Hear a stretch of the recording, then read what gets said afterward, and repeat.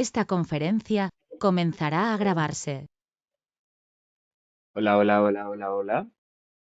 Sí, sí, sí, sí, sí, probando. ¿Qué onda? ¿Cómo van? Esperamos que muy bien. Reciban un saludo de nuestra parte. Eh, Nosotras somos Atekush Zampi, una iniciativa que viene comenzando, aunque no es nueva, con esa paradoja, que sería que, bueno, ya llevamos trabajando muchos años con el yagé, con el ayahuasca.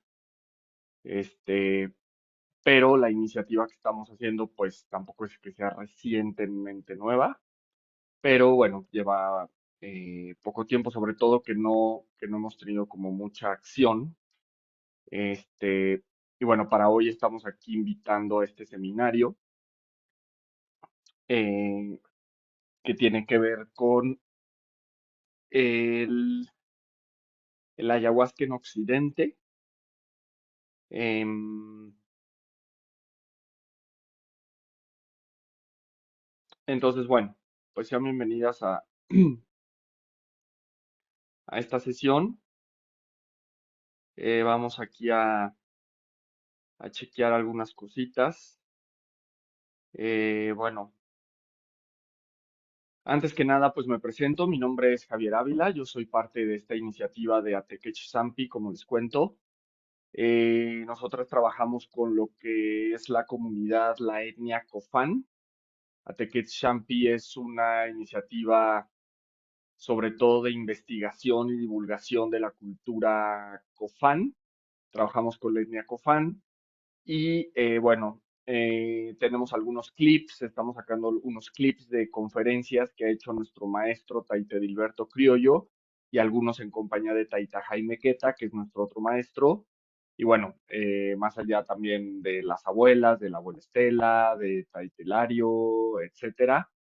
Y bueno, toda la gente que pues que está ya por Colombia tanto en la preparación como en el diseño, en la divulgación, en la investigación de diferentes elementos que están alrededor del ayahuasca. Pues bueno, a ver si yo puedo aparecer por aquí. Como les comentaba, a ver, ahí estoy. Hola, ¿qué onda? Yo soy Javier, como les decía. eh, y bueno, estamos invitando a este seminario, que es parte de toda esta iniciativa. Es un seminario que, bueno, se hizo como una invitación de otro colectivo amigo de Mindsurf, este, y bueno, esto fue en el contexto de la pandemia, un poco después de la pandemia, el seminario se quedó ahí, pendiente, ahorita ya lo estamos relanzando, ¿no? Entonces, es un seminario on demand, es decir, ustedes aportan su donativo, e inmediato se les mandan el material, los videos y un artículo que tenemos publicado por ahí que les sirve de referencia. Por acá están, bueno, pues la parte sobre las diferentes concepciones que hay en el ayahuasca. Bueno, como les decimos, trabajamos con la etnia Cofán. Sin embargo, bueno, esto no quiere decir que sea la única etnia, ¿no? Hay muchas etnias que trabajan con el remedio. Entonces, bueno, pues eh, se, se habla, ¿no? Sobre las distintas concepciones, se habla de los procesos de integración que hay a propósito de esta experiencia, que bueno, es una sanación espiritual, pero tiene como múltiples dimensiones, ¿no? En donde se puede integrar esto. Eh, y también, bueno, este proceso de la selva a la ciudad, que de hecho aprovecharé hoy también para, aparte de invitarlas, poder streamear un video que hicimos en algún congreso online sobre este tema, sobre todo en Colombia, de cómo sale de la selva a la ciudad en Colombia. Nuestra experiencia directa ha sido más de la selva a la ciudad, pero internacional, o sea, en México, ¿no? O sea, de la selva colombiana a las ciudades mexicanas, por así decir, ¿no? Esa es la experiencia que tenemos directa. Aquí vamos a ver un video, una conferencia en donde se habla sobre la experiencia, pero en Colombia, ¿no? Lo cual suma pues, al propio seminario.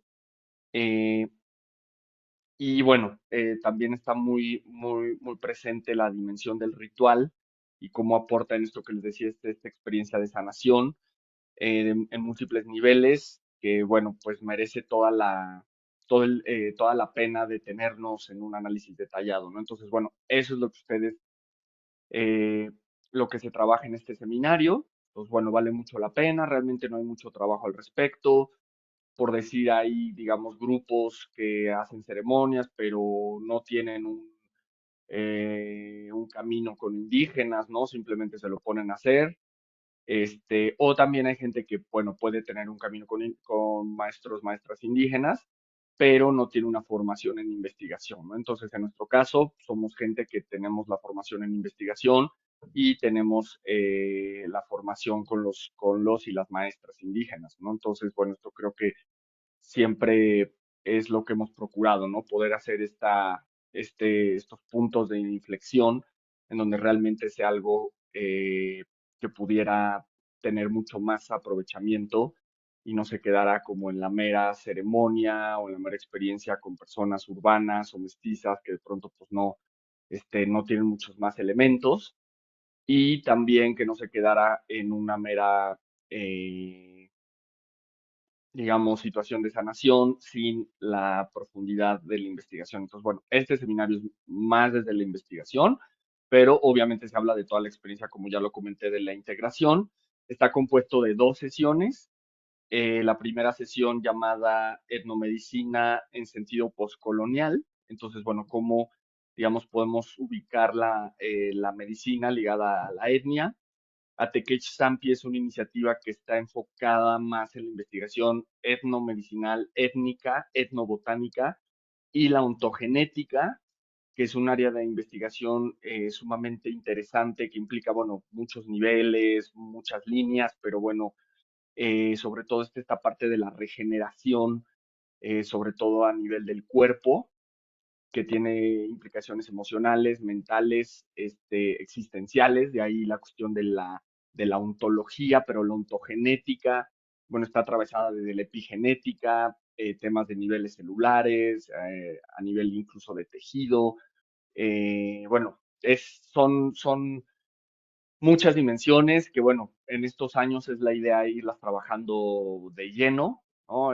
Ahorita pues estamos retomando esta cuestión. También, bueno, próximamente tendremos algunas transmisiones, unos streamings sobre distintas temas, ¿no? Pues bueno, va a servir para ir avanzando en este sentido, generar pues contenido, publicaciones, ya les hablé de los clips que estamos preparando. Entonces, bueno, nos pueden buscar en las redes sociales. De hecho, aquí voy a buscar, no lo tenía por aquí, pero lo voy a buscar ahora mismo. Tenemos por aquí la parte sobre, eh, aquí lo voy a poner. Bueno, ahorita se los enseño. Si quieren, eso ya para terminar. Pero bueno, en redes sociales nos pueden buscar. Ahorita aquí no se ve muy claramente el nombre, pero al final, si quieren, se los muestro y terminamos con eso, ¿no? Entonces, bueno, esa es la invitación. Esa es la primera sesión. La segunda sesión es sobre ya la práctica, en sentido, o sea, la práctica, digamos, el uso, el ritual, ya en un sentido, eh, digamos, del contexto ritual, ¿no?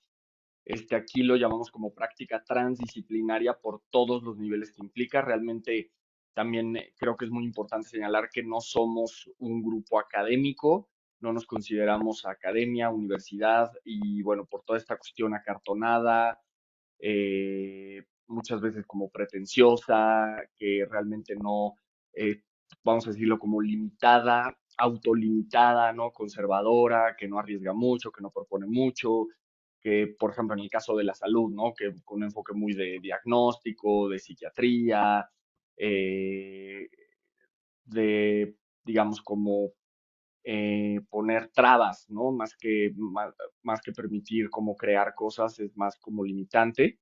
Entonces, bueno, pues esto es lo importante que acá se querría rescatar, poder crear otros espacios a partir de la transdisciplina, abrir, ¿no? O sea, una transdisciplina no académica que más bien integra lo espiritual, lo indígena, conocimientos occidentales, claro, pero no en ese sentido de academia. Entonces, bueno, eso pues ya lo veríamos en el seminario, pero para que lo tengan como en cuenta que no es un curso, ¿no? De universidad o no es algo que ustedes van a, que puedan acceder en muchos lados. Realmente sí es una propuesta muy innovadora, muy original. El propio grupo lo es, no es digamos, como les comento, ¿no? O sea, nos hemos, digamos, como, pues sí, esforzado eh, por no caer, ¿no? En en esos viejos vicios eh, académicos, ¿no? Como tal. Entonces, bueno, ahí, bueno, hay unos temarios que se les pueden mandar, ¿no? Algunas referencias, etcétera.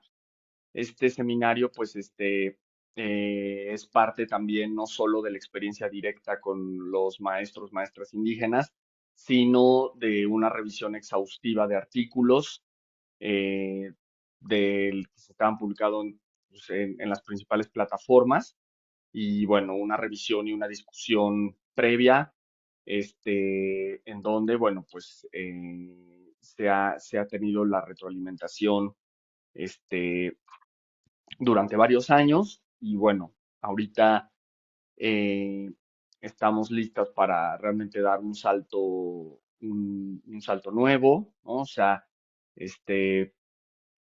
yo les diría, ¿no? A lo mejor ustedes no están para saberlo, pero yo sí para contarlo. O sea, realmente pues la investigación sí es un salto como eh, arriesgado, ¿no? O sea, un salto como al vacío.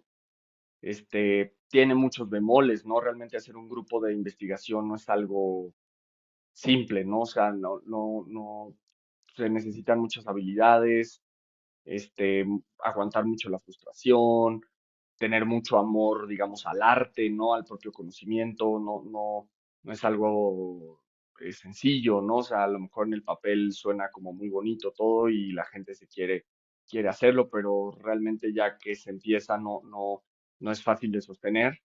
Entonces, bueno, creo que esto pues le da más valor porque nuestra iniciativa es totalmente autogestiva. Obviamente no estamos cerrados a fondeos, apoyos, digamos, instituciones, organizaciones, etcétera, pero esencialmente el camino es independiente por muchas cuestiones, sobre todo pues la libertad que da el que tú puedas hacer las cosas de una manera libre, aunque esto implique pues eso, ¿no? O sea, tener pocos apoyos de pronto, ¿no? Pero bueno, tenemos lo principal que es a las maestras y maestros, el propio remedio, el propio brebaje, el propio yajecito que nos va mostrando, nos va cuidando, nos va apoyando y que bueno, pues a pesar de todos los problemas que han habido antes, pues nos sigue sacando a flote, nos sigue sosteniendo y algo que bueno, rápidamente les puedo comentar, digamos, el mismo yaje es el que te va manteniendo, ¿no? Tú no eres de como que yo me quiero mantener, sino es el mismo yaje el que te va sorteando. Ha habido gente que llega, va, el mismo Yagé los va limpiando, va depurando los mismos grupos, ¿no? Entonces, bueno, pues aquí seguimos, ¿no? Y hasta donde el Yagé nos siga necesitando. Entonces, bueno, esto es también el mismo llamado que cuando uno toma Yagé te lo va pidiendo. Entonces, bueno, estamos haciendo caso a la visión, ¿no? Como dicen, siguiendo nuestra visión, ¿no? Entonces, bueno, esa sería la invitación. Este, pero para hoy podemos comentar, streamear un video que de una conferencia, solo voy a tomar un momento, que lo hace nuestro compañero Mauricio Durán de Cali, de la Universidad del Valle. Él, bueno, es una figura muy importante en la iniciativa, ya que bueno, es una pieza clave en en la mediación entre la etnia colombiana y lo urbano, ¿no?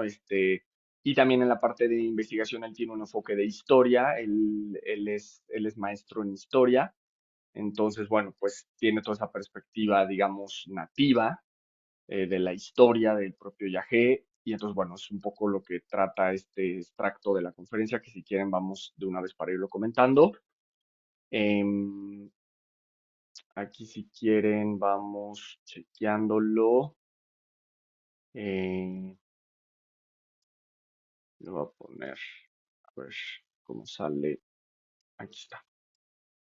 Bueno, aquí lo voy a poner. Si quieren vamos dándole. Este fue una conferencia que hicimos, de un congreso online con otros amigos, chilangues, lo colectivo, que les mandamos, aprovechamos para mandarles un gran saludo. Se hizo un congreso online y bueno, aquí estoy abstrayendo únicamente la parte del buen Mauricio, ahí se ve quizás muy pequeño, pero bueno, pues lo más importante es escuchar su palabra, ¿no? Entonces, aquí, bueno, nos empieza a hablar, él precisa que hay muchas etnias que hacen el yagé, ya lo dije, ¿no? No solo en Colombia, sino en Sudamérica, pero nosotros nos enfocamos en la etnia Cofán, de ahí son los maestros, y digamos, también hay como cierta documentación sobre que son de los pueblos más antiguos que comienzan con la práctica, por no decir que el más antiguo. Entonces, bueno, eso eh, te está hablando de una tradición oral muy fuerte, ¿no? De hecho, ahorita el Taita Querubín, ¿no? Sigue siendo, ya es un abuelo, un gran curaca de más de 100 años, bueno, él es cofán. De hecho, Taite Dilberto Criollo, nuestro maestro, es su sobrino y fue de las primeras personas que le enseñó, ya que sus hijos eran muy pequeños, él es más grande que sus primeros hijos, entonces, bueno, pues fue de los primeros que heredó ese conocimiento. Taita Edilberto, a su vez, también es hijo de un Taita, pero falleció cuando él era pequeño. Entonces, bueno, Taita Querubín eh, pues lo va formando, ¿no? Y haciendo las veces, pues, de todo un tutor, ¿no? Todo un padre, ¿no? Entonces, bueno, si quieren, vamos aquí ya de una vez. Aquí está el buen Mauricio, entonces vamos a ir escuchando. A ver, nada más necesito ver si se escucha. En 1991 se escribe una nueva constitución en Colombia. Digamos que en los finales de los 80, a partir de la década de los 80 comienzan a generarse algunas constituciones en Latinoamérica que buscan también reivindicar a ciertos grupos antes excluidos, ¿no? Y entre ellos pues los afrodescendientes y los indígenas. Entonces, en Colombia, la constitución del 91 se logró gracias también a la lucha de varios movimientos sociales, también debido a que, digamos, unos meses antes se había realizado un proceso de paz con varios grupos guerrilleros, entre ellos el movimiento guerrillero indígena Quindame, que está ubicado en el departamento del Cauca, está ubicado en ese territorio, el EPL, el M-19, que digamos, fueron grupos insurgentes muy fuertes en su momento acá pues, en el territorio colombiano. Y pues también hay una presión de parte de la sociedad, de los estudiantes principalmente, para que se genere una nueva constitución. Entonces, en 1991, en la Asamblea Constituyente, por primera vez puede tener una voz importante de los grupos indígenas. Hay dos representantes aquí, aparecen en la foto, que son Lorenzo Muelas y Francisco Rojas, que son los delegados indígenas para la Asamblea Constituyente. En esta asamblea también participan grupos desmovilizados, de grupos guerrilleros, participan, digamos, diferentes sectores, sindicatos, estudiantes, mujeres, grupos afrodescendientes, etc. Y por eso, digamos que esta constitución contiene, digamos, eh, unos artículos que buscan, digamos, recuperar la cuestión de los derechos humanos y la diversidad en también que existe en nuestro país. Eh, entonces, la constitución política en 1991, comenzamos con esto porque va a ser un referente para la transformación que van a tener los pueblos indígenas para la recuperación de sus tradiciones culturales. Eh, Ok, ahí bueno, esa primera parte antes de ir con la siguiente lámina, Mauricio ubica, pues digamos, parte, siempre hay que hacer cortes, ¿no? En ciencias sociales, en la historia. Hacer cortes, el corte que hace es la Constitución del 91. Es muy importante decir que es una constitución producto de la movilización, ¿no? Hay muchas, o no sé si hay muchas, pero hay constituciones que realmente son más como iniciativas jurídicas o de grupos políticos del sistema político que de la movilización. Acá en Colombia tenemos una sociedad bastante movilizada, con mucho movimiento social, pues, este, de mucho tiempo, ¿no?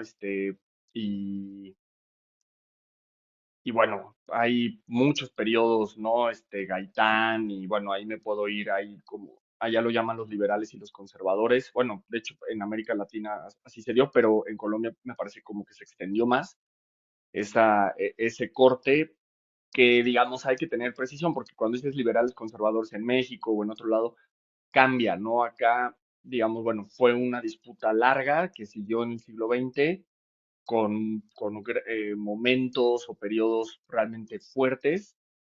Eh, es mucho, ahora se ubica la cuestión del narcotráfico, ¿no? La guerra contra el narco, etcétera, pero bueno, eso, digamos, fue posterior o ya venía, ¿no? Desde los ochentas, pero digamos, la escena política, la guerrilla, han sido muy fuertes y bueno, estamos, les digo, delante de una sociedad con una complejidad política muy importante, yo diría a nivel mundial.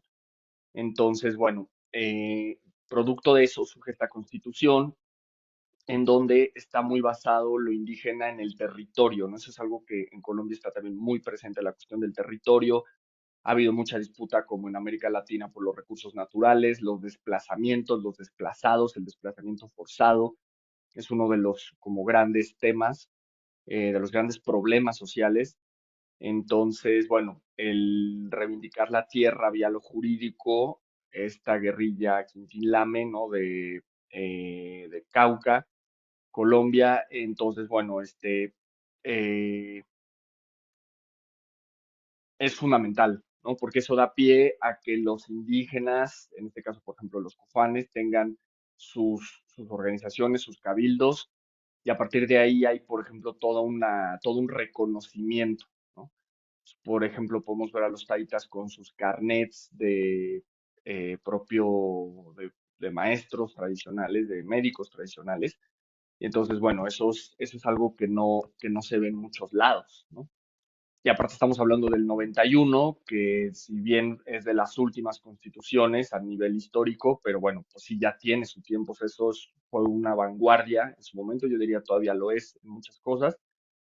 Eh, y bueno, toda la movilización, ¿no? Que hay alrededor pues de estos grandes gestas jurídicas, que como les digo, está sostenida eh, por el movimiento social, ¿no? No es nada más, es más bien el sistema político tiene que ceder, tiene que encontrar una manera de cómo, bueno, estos procesos de paz, ¿no? De cómo contener a la sociedad, es con esta constitución y pues sí se considera un gran logro del pueblo, por así decirlo, colombiano, ¿no? Pues, bueno, si quieren seguimos para no quedarnos en este punto. eh, entonces, es importante señalar que hacia 1991 no solo el pueblo copán, sino diversas comunidades indígenas habían tenido un proceso de aculturación muy fuerte.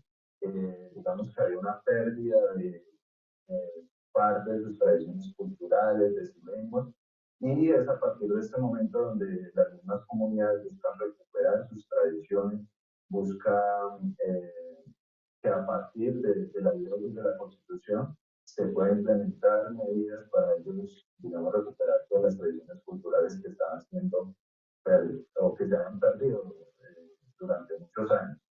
Entonces, pues iniciamos obviamente con decir que la colonización española, la llegada de los españoles, pues afectó a muchas comunidades indígenas.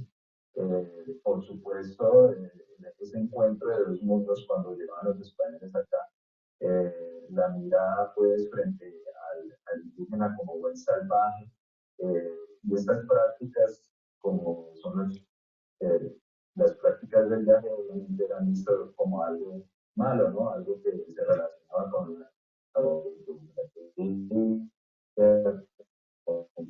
prácticas satánicas. Entonces, obviamente, este tipo de comunidades fueron muy perseguidas y una resistencia también, obviamente, de parte de las comunidades indígenas.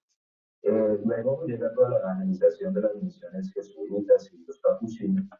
Y Bueno, aquí quisiera nada más no dejar pasar porque por lo que va, o sea, son varios puntos.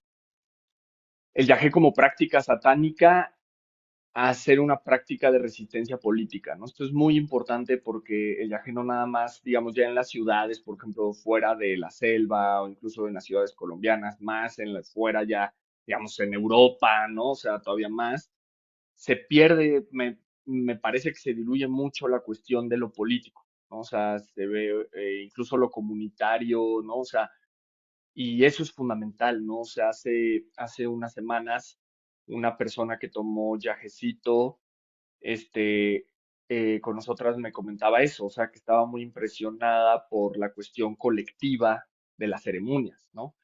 Digamos, después de las ceremonias es un círculo de la palabra que lo montamos, digamos, de una forma extensa, profunda, elaborada, y de ahí salen relaciones, vamos a decirlo, telepáticas, ¿no? Entonces, fue muy marcado como en el grupo se van trabajando, digamos, lo que el otro trabaja por mí, por así decirlo, ¿no? O sea, el otro sana cosas por mí, mira cosas por mí, se va intercambiando y se va tejiendo una red muy interesante en donde se pone bien en evidencia lo colectivo, lo comunitario, ¿no? Entonces, bueno, eso es muy importante y creo que se va diluyendo en este sentido histórico la cuestión colonial. Es una práctica satánica que, bueno, hoy en día la medicina, mucha medicina lo sigue viendo así, aunque con un lenguaje, con un ropaje científico, como dice Michel Foucault, pero pues sigue habiendo esta mirada occidental, ¿no? Ya no son evangélicos, ya son científicos, pero bueno, digamos, la transición es muy similar epistemológicamente. En ese sentido, el mantener esa práctica de la toma de yagé permitió mantener mucho de la cosmovisión, ¿no? Entonces se volvió toda una bandera política, ¿no? Entonces, esto creo que es fundamental tenerlo, digamos, en el radar, eh, ya que hoy en día, bueno, toma todo un valor que, por ejemplo, es lo que estaba diciendo, en las ciudades tal se ve como meramente una experiencia, pues sí, de sanación quizás, o incluso hasta momentos, depende cómo se maneje, hasta psicodélica, ¿no? O como, ¿no? Como recreativa, pero realmente habría que anclarla, como está diciendo el Mauro acá, una cuestión de resistencia política comunitaria y eso me parece que es como decisivo para mirar el contexto de la propia toma de Yagé en Colombia, ¿no? Cabe señalar, no lo había dicho, pero Yagé, así le llaman los indígenas en Colombia a la ayahuasca, ¿no? El ayahuasca es como le llaman en Perú, tiene distintos nombres, por ejemplo, en Brasil las religiones le llaman el daime, etcétera, pero este, bueno, el yagé, como es conocido en Colombia, en el Putumayo, este, tiene una dimensión totalmente comunitaria, de preservar la cosmovisión y, como estaba comentando, política, ¿vale? Muy bien, aquí seguimos. importante allí señalar que hay una pérdida de la lengua también porque digamos que esta evangelización venía acompañada de proceso educativo, es decir, en cierto momento la Iglesia Católica tiene el control de la educación acá en Colombia. Y eso genera, obviamente, que cuando se impartía el proceso educativo, cualquier lengua diferente al español era vista como mala, algo demoníaco, y entonces hay una pérdida significativa de la lengua nativa y de las tradiciones culturales. Eh, bueno, hay algo, digamos, que ha quedado en la historia de nuestro país de Colombia, algo supremamente trágico, y es cuando llega acá la Casa Arana con la explotación del caucho. eso se da hacia finales del siglo XIX, principios del XX. Ellos prácticamente lo que hicieron fue esclavizar nuevamente a los indígenas, obligarlos a que trabajaran pues, para ellos.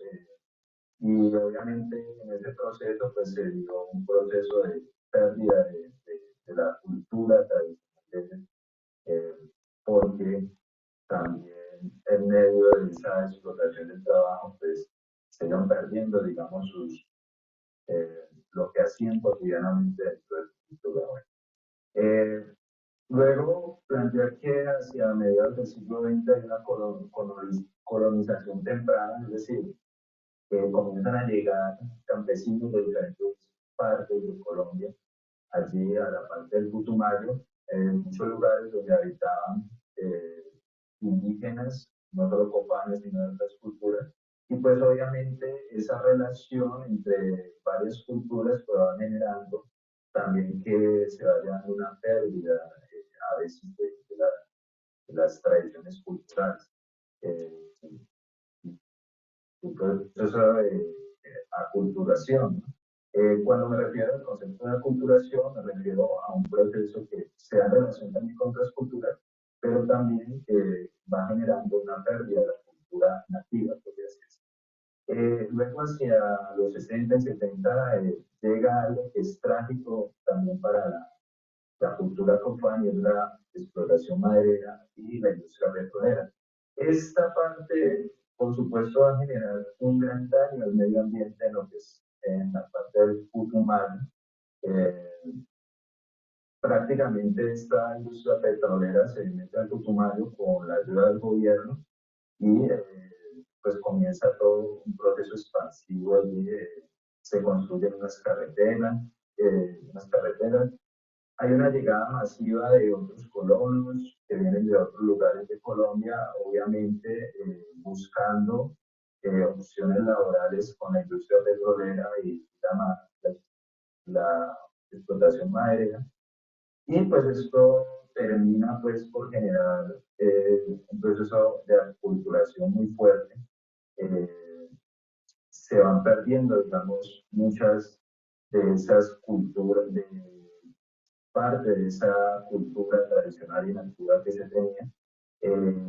Digamos que también hay una pérdida de la lengua y son pocas, digamos, pocos los indígenas que lograron digamos, resistir a ese proceso de aculturación. Luego viene la llegada de las iglesias evangélicas que se dan más o menos hacia 1970. Esto, por supuesto, también genera un gran daño porque un indígena que acepta, digamos, pertenecer a un credo evangélico o cristiano protestante, inmediatamente se va alejando una de las prácticas fundamentales o el eje de su cultura, que es la toma del viajero, el ritual del viajero. Y entonces esto genera también un distanciamiento de esa, digamos, cultura tradicional. Y ya hacia los años 80 en adelante ya hay un auge del narcotráfico y la llegada de diversos grupos armados al territorio, de EPL, las FARC y de Medias Unidas principalmente. Y esto va a generar también más adelante la llegada de grupos paramilitares que van a generar incluso masacres dentro de las comunidades indígenas, acusándolos de apoyar a los grupos insurgentes. Eso genera más adelante un desplazamiento de algunos de esos indígenas a las ciudades, como lo vamos a ver más adelante. Ok, aquí quiero cortar porque creo que ya va a cambiar la lámina para aquí estarla viendo.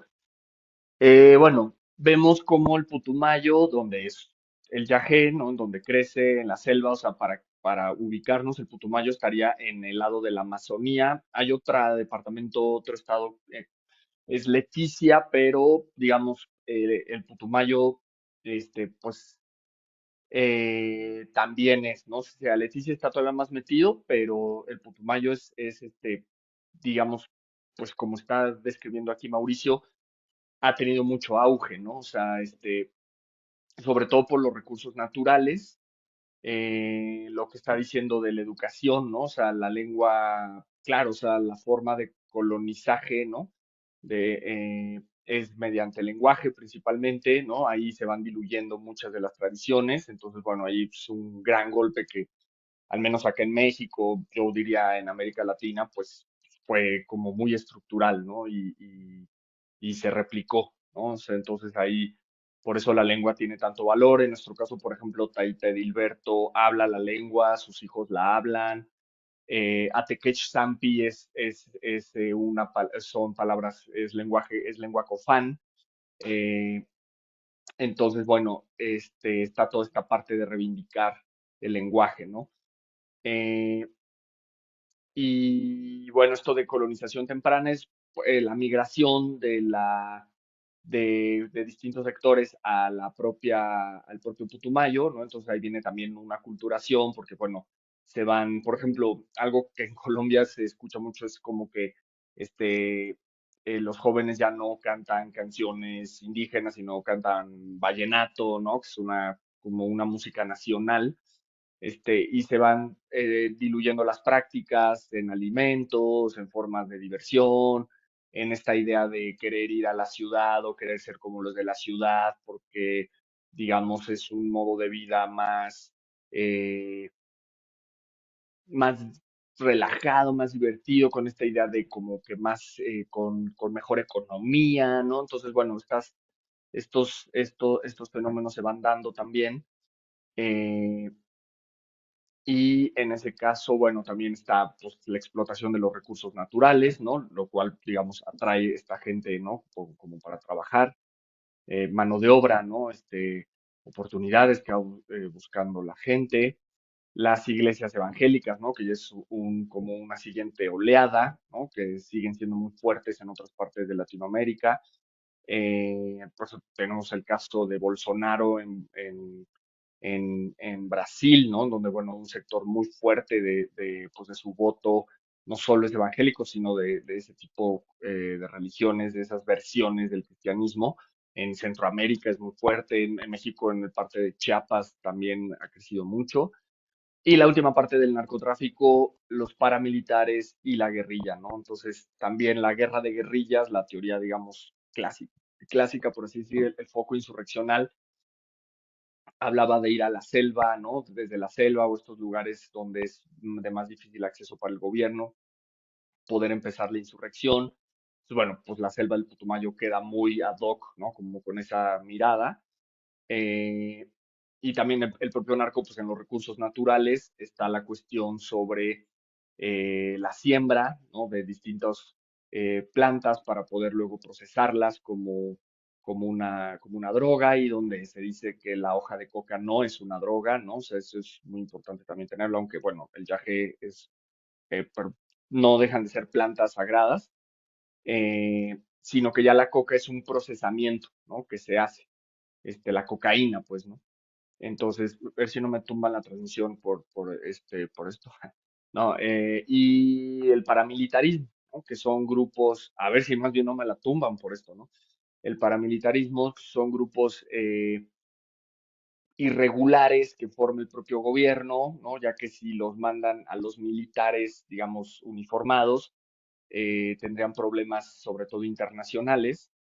Entonces forman grupos con jóvenes, digamos, que buscan, eh, eh, como lo llaman, oportunidades, entonces son fácilmente cooptables, y los ponen a hacer labores de violencia, ¿no? El uso, el ejercicio de la violencia, obviamente pues les dan armas, cierta capacitación, tampoco se necesita que tengan mucha, y empiezan, bueno, a hacer, como dijo aquí el Mauro, masacres, ¿no? Incluso se pueden ubicar masacres y entonces, bueno, eso siendo ya una cuestión muy delicada, que eso sí es mucho más contemporáneo, el paramilitarismo, la guerrilla y el narco, ¿no? Tres grupos, bueno, y el ejército mismo, ¿no? O sea, cuatro tipos de grupos, entonces es toda una guerra interna irregular que bueno, pues ocasionó esas oleadas de violencia muy fuerte que ha tenido que atravesar la sociedad colombiana. Bueno, seguimos acá. Entonces, Aquí les muestro unas imágenes eh, de lo que ha sucedido con la industria petrolera. Uno cuando va a la parte de Santa Rosa de Guamués, que es, digamos, donde está ubicado uno de los resguardos Cofanes, allí lo que vemos es en mitad de cacería, en mitad de la selva, en ocasiones vemos allí máquinas que extraen pues, el petróleo, ¿sí? Y en medio de la carretera, pues los tubos que llevan pues como el petróleo. Entonces, es un gran daño al medio ambiente que le han generado, digamos, estas petroleras, apoyadas obviamente por el gobierno.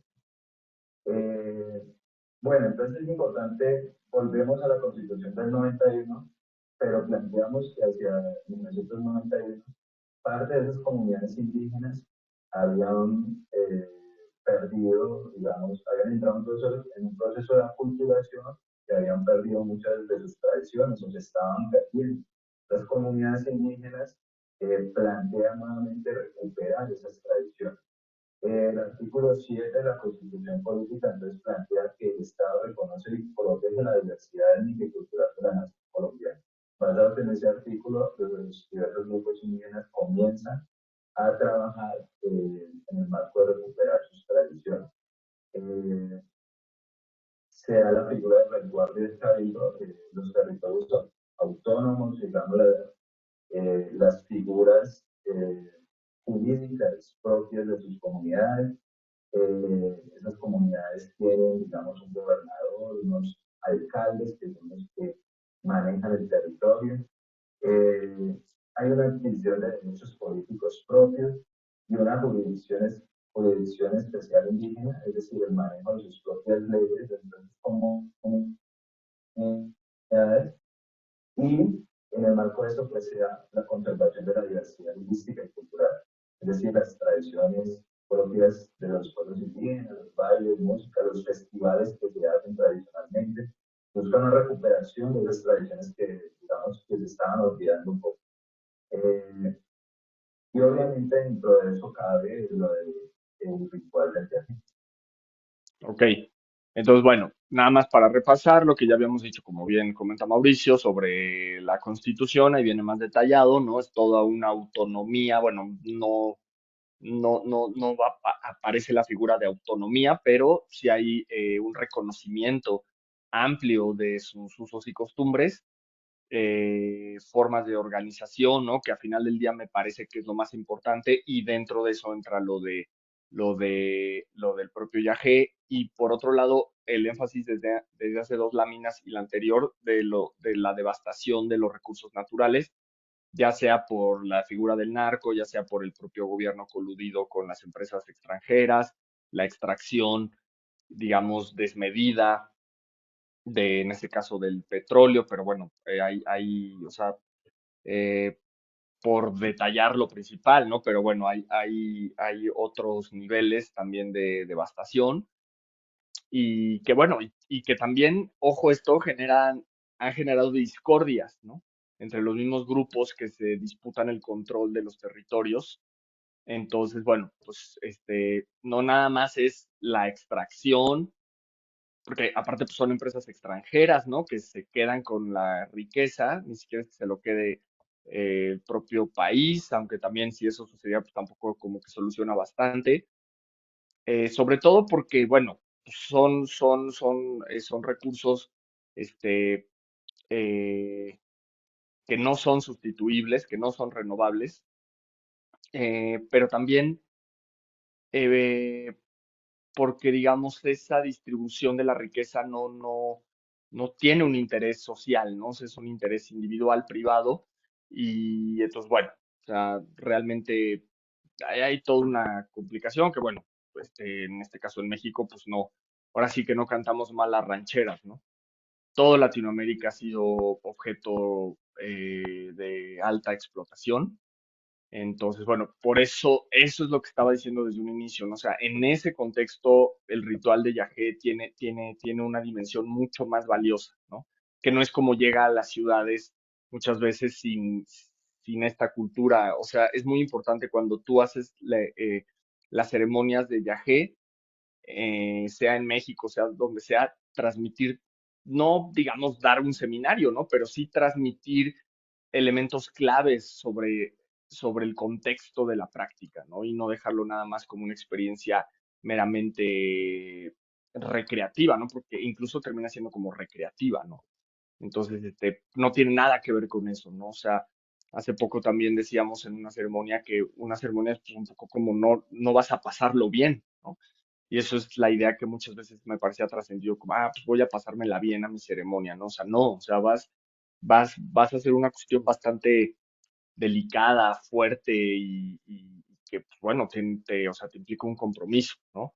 Este, de poco sirve estar tomando medicinas si realmente uno no va tomando esa seriedad de lo que implica, ¿no? Entonces, bueno, seguimos acá. Bueno, se han venido logrando para la época también importantes procesos a nivel organizativo, pues, entre ellos la Asociación de Cabildos Indígenas del Valle del Guamués. El Valle del Guamués es un territorio que, digamos, está ubicado en el Putumayo, en lo que es como la Orunda. Eh, se, También se crea la fundación, es CIO y la mesa permanente entre los Copanes y los Chonas. Ambos, los Copanes y los Chonas, están ubicados en la parte del Putumayo de Ecuador. Eh, Unión de Médicos Indígenas y Arreceros de la Amazonía Colombiana. Digamos que esta unión, la unidad va a ser muy importante porque ellos construyen por primera vez un código de ética indígena para los médicos tradicionales y arreceros de la Amazonía. Y en cierta medida este documento funciona como una especie de regulación para, digamos, los aprendices, los seguidores botánicos que buscan seguir la tradición del viaje.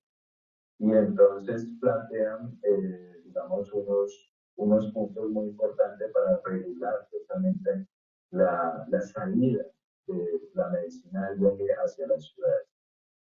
Y finalmente un documento muy importante que es el Plan de Vida y Plan de Salvaguarda del Pueblo Copán, que fue hecho en el 2010, donde además de por contarnos parte de su historia y parte de ese proceso de aculturación que tuvieron, también buscan plantear estrategias a partir de unas problemáticas que identifican para fortalecer, digamos, sus tradiciones culturales que vienen milenariamente, hemos constituidas. Bueno, eh, Ok, bueno, este punto de la conferencia sería clave, digamos, profundizar, ¿no? Con el propio Mauricio, claro, con el propio maestro, con la abuela, este, o sea, que nos investigarlo, claro, desde nuestra parte, pero también como poder documentar mejor la palabra, ¿no? Este, para ver este tema, ¿no? Que ha sido, por ejemplo, en Occidente está muy ahorita en boga la cuestión de la regulación. Actualmente hay, por ejemplo, unos maestros en el reclusorio en la Ciudad de México, porque, bueno, en México hubo un cambio en las aduanas, quitaron a los civiles, pusieron a la Marina a controlar las aduanas por el tráfico indiscriminado que había de sustancias, armas, fayuca, ¿no? Entonces, en aras de controlar, pues bueno, cayó la medicina que de hecho sí estaba como en una laguna jurídica y bueno, han caído en el reclusorio algunos maestros. Entonces, bueno, ahora se vuelve ya, digamos, clave trabajar por una cuestión jurídica, una regulación jurídica, y esto ha abierto puertas no solo como por ejemplo asociaciones anglosajonas que quieren estandarizar la práctica, ¿no? Pero digamos desde pues sí, desde su mirada, ¿no? Y me parece que sería más importante recuperar estos documentos, recuperar la palabra de los indígenas, ver estos procesos de regulación y a partir de ahí, digamos, retomar, ¿no? O sea, no desde una mirada estandarizada, porque lo quieren hacer como, digamos, una consulta médica occidental, ¿no? O sea, y realmente no, un ritual no es eso, ¿no? O sea, en aras de quererlo controlar, se puede pasar a una cuestión como mecanizada, ¿no? Entonces, eso hay que cuidarlo. Y en este sentido, estos documentos se vuelven, digamos, claves, ¿no? O sea, que para poder profundizar, sobre todo porque hay gente que considera, o sea, que, que no lo, o sea, no lo conoce, ¿no? Y entonces cree que pues nada más es sacarlo así, la medicina y ya, y pues no hay problema. Y no es así, ¿no? Al menos en el pueblo Cofán, la etnia Cofán, esto no es así, o sea, hay todo un proceso previo. Por eso digo que este punto es súper importante, no solo por la reivindicación, digamos, histórica, social, política, que es lo que veníamos diciendo, sino realmente para el siguiente paso de una regulación jurídica en el extranjero y que, bueno, por ejemplo, la iniciativa también estamos trabajando en hacia esa dirección, hacia la cuestión jurídica y política, digamos, de sistema político, pues, porque estamos diciendo que la propia práctica es política, pero eh, hay que ampliar la noción, el campo de lo político, ¿no? Pero, eh, digamos, tipo con el Estado, pues, ¿no? Entonces, esa lucha en México se vuelve ahora muy importante. Hacia allá también estamos haciendo los esfuerzos. De hecho, bueno, el día en esta semana vamos a tener una reunión con gente pues, del Estado, ¿no? La iniciativa se va a empezar, vamos a tener unos acercamientos, ya hemos tenido un par, entonces estamos trabajando también en esa dirección. Y obviamente esto, repito, no es pagado, nadie nos da dinero. O sea, esto es muy importante dejarlo claro y de una vez voy a aprovechar para decir que la práctica de la medicina de Yagé no es un negocio, o sea, no lo haces por negocio, no lo haces por lucrar, no lo haces por acumular plata, o sea, no, no, eso no tiene nada que ver, ¿no? O sea, lo tienes que hacer por la propia cultura, en este caso COFAN, la etnia COFAN, por, en nuestro caso más, también la investigación y, digamos, la divulgación, colaborar en un sentido comunitario, social, con la medicina, ¿no? O sea, eso es, digamos, lo único, ¿no? O sea, no es, o sea, el dinero no, obviamente se necesitan recursos, pero no es lo que uno hace la medicina, ¿no? Entonces, eso es muy importante tenerlo. Si quieren, seguimos por acá. Luego, hacia la década de los 90, finales de los 90, se da una serie de desplazamientos de una serie de grupos indígenas o incluso campesinos del campo a la ciudad, principalmente pues por el conflicto armado. Acá, A ver, vamos a ver esta lámina de antes. Violencia, desplazamiento armado, búsqueda de mejores condiciones. Ah, bueno, claro, o sea, ya había dicho de cómo llegaban de las ciudades al campo o esta como migración interna, este, y acá ya está en la parte sobre el desplazamiento de las comunidades hacia afuera, ¿no? Un poco eso también ya lo había comentado. funciona pues como cabildo, y vemos que uno de los lugares donde más hay desplazamientos es en Bocanas de Luzón. Bocanas de Luzón es, digamos, un lugar de desplazamiento que muchos de esos indígenas que vienen de Bucanas de Luzón van a llegar principalmente a Cali y a Bogotá. Y aquí en Cali precisamente se funda un cabildo y en medio de ese cabildo es donde se comienzan a algunas tomas de viaje. Bueno, y volviendo acá, entonces, ciertas comunidades llegan a la ciudad huyendo un poco de la violencia que se estaba generando por el desplazamiento o por el conflicto armado en Colombia, y también buscando en ocasiones mejores condiciones laborales.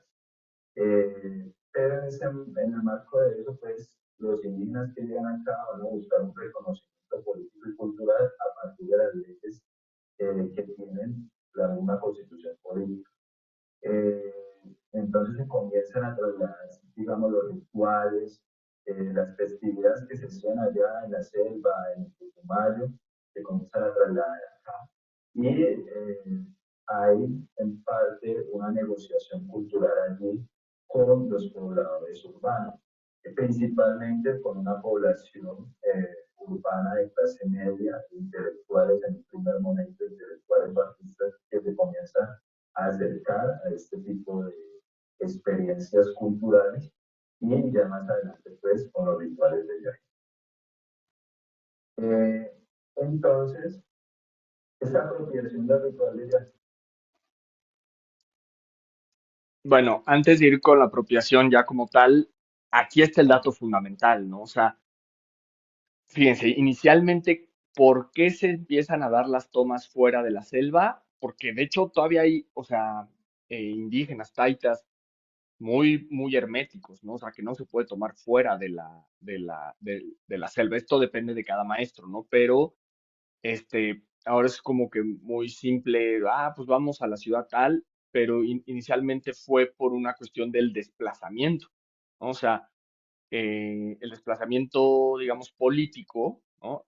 Hace que, bueno, se hagan, por ejemplo, esto que dice Mauricio, un cabildo en Cali. Cali es una de las ciudades más fuertes de Colombia, y ahí entonces empiezan a reproducirse sus prácticas que nos toma de viaje, son los bailes, son las festividades, ¿no? Sus tradiciones, y dentro de eso está la toma. Entonces, bueno, hay un acercamiento cultural de ciertas élites, digamos, más progresistas, que entonces empiezan como y ahí es cuando se da esa combinación, ¿no?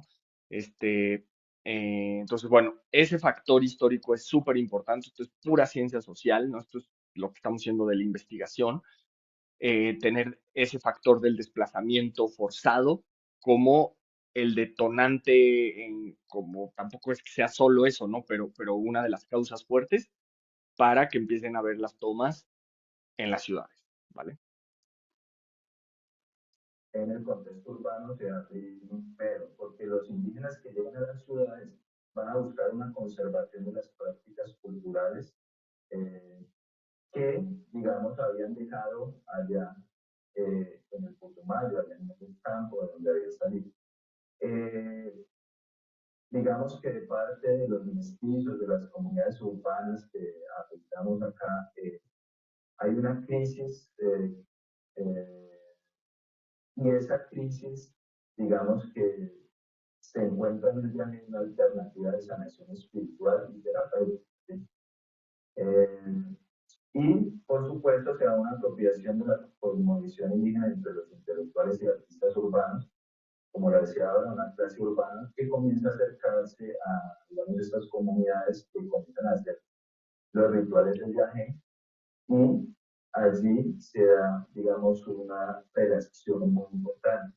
Ya estos intelectuales o académicos comienzan a invitar, digamos, a estos taitas que vienen a los centros académicos a que hablen acerca de su cosmovisión, de sus conocimientos como indígenas.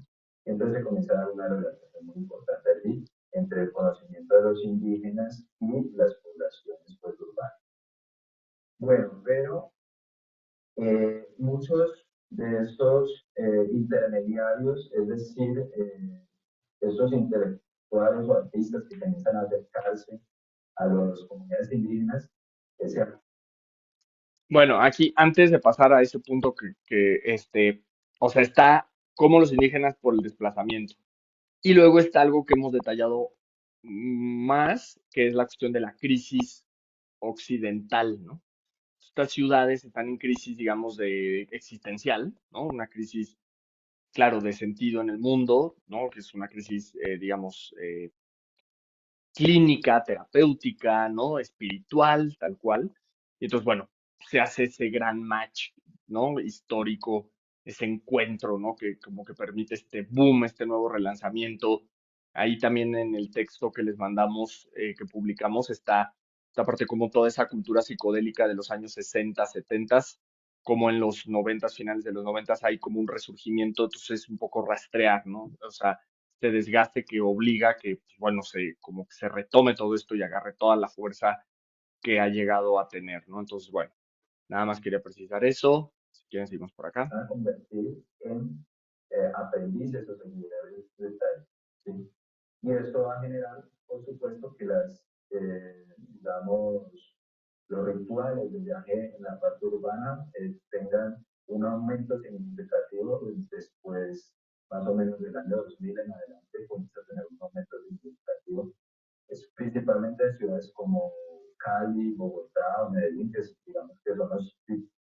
principales centros urbanos acá en Colombia.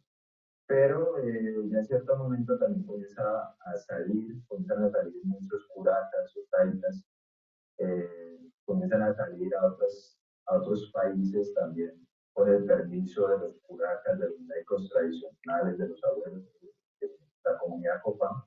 Y eso genera, obviamente, que la práctica del viaje de los copanes comienza a ser conocida también en otros territorios a nivel internacional. Y pues es el caso de lo que ha sucedido en México pues, con viajes. Bueno, pero finalmente yo quiero también plantear un debate muy importante y que se está dando ahora en el marco de la comunidad viajera, y es eh, la mercantilización del viajero. ¿Sí?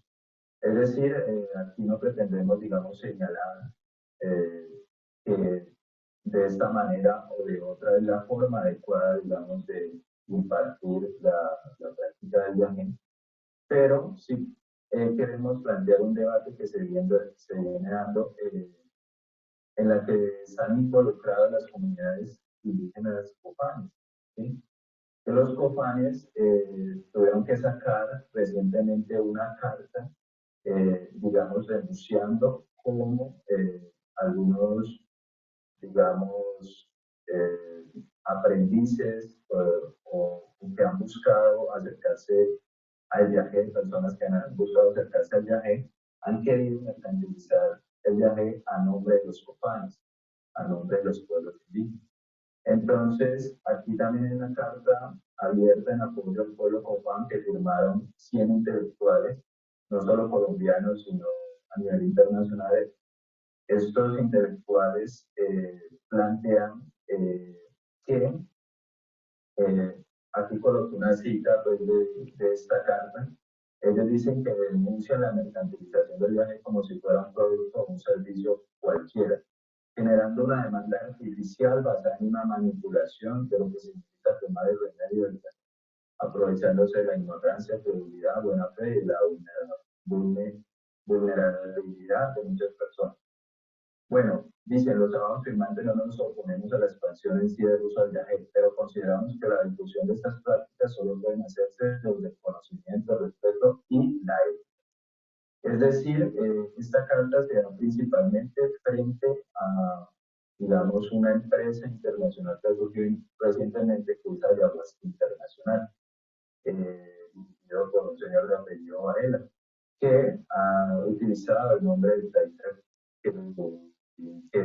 que es una de las máximas autoridades del pueblo copán, para decir que tiene el permiso de impartir las ceremonias de viaje. Entonces eso ha generado un debate también frente al uso adecuado que se le da de esta práctica del viaje. Dicen pues, los mayores o los del pueblo copán que esta práctica siempre, digamos, es algo tradicional de ellos y debe ser guiada precisamente por los mayores, por los taitas copanes, que guían o enseñan la manera adecuada de hacerlo. ¿Sí? Digamos que es un debate que se viene dando en el proceso de la llegada del viaje a la ciudad. Entonces es importante señalar finalmente que la llegada del viaje a la ciudad, del campo a la ciudad, ha sido una forma de resistencia también de los pueblos indígenas para, digamos, recuperar sus tradiciones culturales. El viaje es una parte fundamental de la cultura del pueblo copán y por eso, digamos, la práctica del viaje en las ciudades no solo se busca para la sanación, sino para también recuperar su cultura, para recuperar sus tradiciones culturales. Muchas gracias.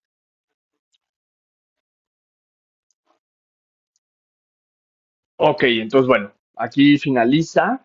Este, y bueno, ese es un gran tema. O sea, fíjense lo que yo decía, ¿no? De que no, o sea, hay que hacerlo, no se oponen a la expansión de la práctica, sino al abuso, ¿no? Entonces, bueno, esa es la gran laguna, ese es uno de los grandes retos. Este, Por eso es que decía que no es un negocio, ¿no? O sea, no es verlo como, pongo mi empresa y entonces empiezo a hacer plata. No. De hecho, hay todo un movimiento, sobre todo en el campo de la economía, que no solo son economistas, de hecho casi no hay economistas, en donde el crecimiento económico es el problema ambiental, ¿no? Está, digamos, directamente enganchado el deterioro del ambiente con el crecimiento económico, ¿no? Porque ni siquiera es un crecimiento pues, económico, digamos, a nivel social, sino es individual o es, ¿no? O sea, es privado. Entonces, ese es, yo diría, es el gran problema actual de la sociedad humana, ¿no? En general, ahí sí global, ¿no? El crecimiento económico, al menos como está planteado en las facultades de economía, en la economía moderna, ¿no? Entonces, eh, la economía contemporánea, que es muy similar a la moderna. Bueno, es radicalizada, ¿no? Es más despiadada, ¿no? Entonces, acá en el caso con el viaje, pues no, o sea, no está exento, ya que ha sido incorporado, ¿no? Este, al occidente, y bueno, eso es un gran problema, la mercantilización, ¿no? Entonces, por eso es importante marcar, no es un negocio, se tiene que hacer en un contexto ritual, tendría que haber formación o autorización indígena, tendría que haber ese conocimiento, esa base indígena, eh, y bueno, todo este respeto, todo este contexto, toda esta divulgación, toda esta parte cultural, eh, que en este caso si no lo habría, pues entonces ahí tendríamos que andar checando, ¿no? Este, versus estos grupos occidentales anglosajones que entonces quieren imponer un estándar y de alguna manera ellos como apropiar y empezar a perseguir lo que entonces, ¿qué pasa si un indígena no se ajusta a lo que los anglosajones dicen? Ahora resulta que los indígenas no van a poder hacer la medicina. Es absurdo, ¿no? Entonces, ahí hay, ¿no? Ahí creo que es como un gran punto. Más allá de, claro, vía la investigación, lo que nosotros hemos intentado hacer por varios años es como fundamentar desde la ciencia, no academia, sino desde la ciencia, evidencias que puedan sustentar y generar otro tipo de visión o otro tipo de referencias más amplias.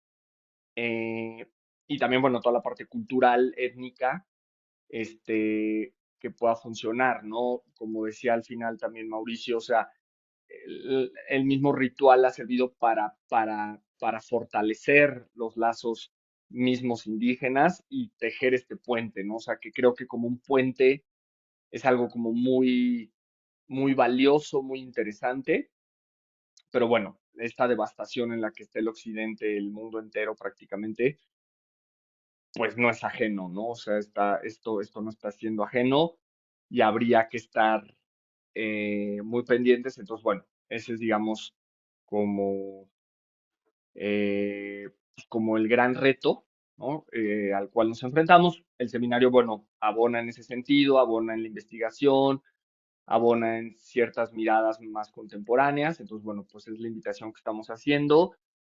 Aprovecho también aquí para compartir entonces, aquí estamos, ¿no? Así nos pueden buscar a Tukesh Sampi, nos pueden buscar en redes sociales, Facebook, Instagram, TikTok, Twitter, YouTube. Entonces, bueno, ahí son las principales que tenemos. Sí, pues sí, entonces, bueno, ahí estamos compartiendo cosas. Todavía no estamos haciendo demasiado, eso también es una realidad, pero la idea es esa, ¿no? Bueno, también por otro lado, pues toda la parte del seguimiento terapéutico también lo tenemos. Si ustedes necesitarán esa cuestión, también nos pueden buscar. Eh, yo soy investigador, soy doctor en transdisciplina, tengo formación desde la sociología, la psicología, he hecho un modelo de intervención clínica original totalmente, entonces bueno, está toda esa parte también.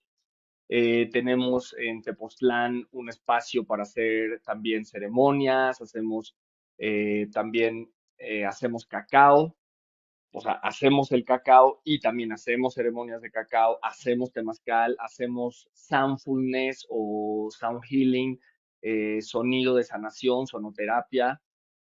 hacemos también esas sesiones. Está la parte de la investigación, las ceremonias de yajecito, entonces bueno, y más cosas que ahí, si les interesa, pues podemos entrar en colaboración, procesos de colaboración, este, y pues de comunicación, ¿vale?